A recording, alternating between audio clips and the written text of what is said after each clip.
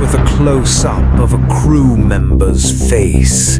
His eyes are wide. Blood leaks from them, but the drops do not fall. They crawl back up his cheeks and force their way into his mouth. He bites down hard. Teeth crack. A second mouth rips open in his neck and speaks in the voice of a person who died years ago. I am growing inside you right now. I will wear your skin better than you ever did. The screen cuts to black for 1 second. Then the real nightmare begins. The first warning did not come from space. It came from our own ship intercom. A calm voice, no static at all. It was Captain Ree. I am already dead, the voice said. Do not let it name you. Captain Ree was standing right there, 3 meters away, listening to his own voice announce his death. Then the intercom switched. It didn't use a crew member's voice. It used your voice. The voice you only hear inside your head when you are terrified. It whispered just 1 sentence. Your type is rare. And right after that, every tooth in our mouths started to ache at the exact same second. It felt like something huge was pressing down on our bones from far away. In space, that should be impossible. So we looked out the window, and the Nebula looked back. This was not a normal space cloud. It was a cosmic infrastructure. Thick rivers of bright red light moved through the dark in sharp, tight curves. They were wrapped in clear skin that stretched and moved like a living throat. They didn't float away. They stayed in place, like they knew where they belonged. Every river carried billions of pale, round discs on top of it, stuck like medical labels on a biohazard bag. They were alive.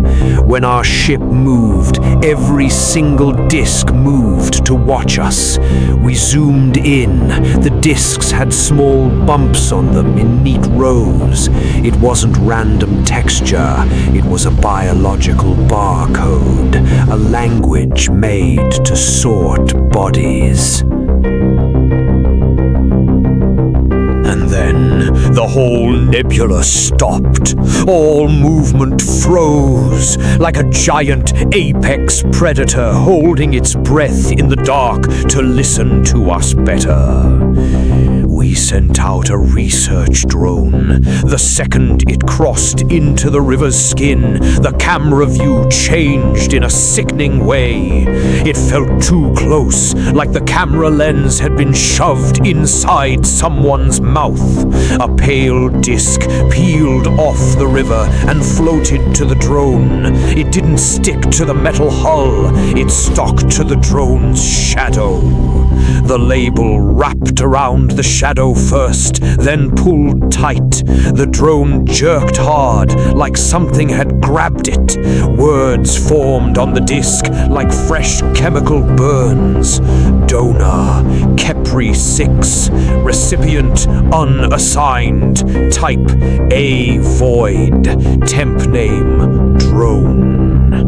The machine wasn't just being tracked, it was being named. And the second it got a name, it stopped acting like a machine. It started floating toward the Red River all by itself, pulled by an invisible linguistic leash. We pulled it back with a heavy tether. The rope went tight, then the space between us thoughted thick and sticky, like we were dragging the drone through syrup made of time. Thin red threads reached out from the river and touched the drone. They were gentle, like a doctor checking a heartbeat. They didn't cut the metal, they just rested on it like a surgeon's hand. Under the drone's paint, red lines started to show up. Veins. In the dead vacuum of space, a machine was turning into living meat. Then, for one single frame, the drone camera showed something else. A dark, wet room, hanging organs, clear tubes, a slow spinning red ceiling. A place the drone had never been, but a place that already knew it. The feed went back to normal. We weren't losing signal. We were being watched from the inside. We found the first planet, and our stomachs dropped. It wasn't orbiting a star. It was hanging between three blood rivers, pinned like an insect in a lab. Narrow red streams connected the rivers to the planet's sky like giant IV drips. Every time the streams pulsed, the clouds changed. One layer after another was stripped away, like a doctor changing a patient's medicine bag. The lightning turned dark red and branched in rigid printed patterns. The deep oceans flashed pitch black for 10 seconds, then went back. It wasn't a storm. It was a failed transfusion. The world had rejected a biological type it couldn't survive. But the Nebula didn't stop. It just adjusted the dose like a hospital that has forever to make a body accept foreign blood. The second planet was worse because it looked like it wanted to scream. Its whole surface moved up and down in waves, not from ocean tides, but from planetary scale muscle contractions. The entire world was flexing to the heartbeat of the Nebula. On the dark side, glowing red lines spread across the land like a web of raw nerves. Right in the middle was a clean, round scar, a world-sized needle mark. This planet had been drained before. It had healed, but it remembered. When our ship flew over that scar, our lights dimmed for half a second. The planet tried to suck our power into itself like an emergency feeding tube. That is when the true horror crystallized in our minds. These blood rivers were not moving fuel or oxygen. They were moving rules. Each river carried a type, not human blood types, but terrifying cosmic parameters. What counts as food? What counts as a predator? What counts as a body? The Forge had turned a Nebula into a cosmic crossmatch network, a hospital that doesn't heal you. It changes what you are until you fit its database. And our ship was already sitting in the emergency triage bay. The missing drones had built a massive research station inside a giant spinning clot of blood called the Crossmatch Spindle. From far away, it looked like a red ball wrapped in pale tendons.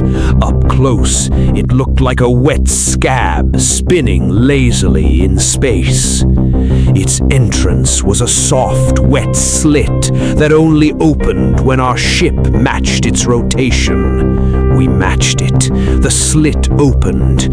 Inside was a tunnel lined with clear teeth, not for biting, for filtering, to trap anything that didn't belong.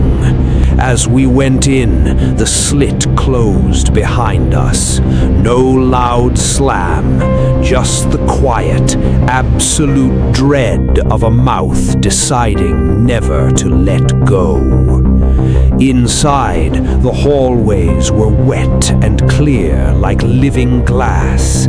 Sheets of thick, coagulated blood slid inside the walls.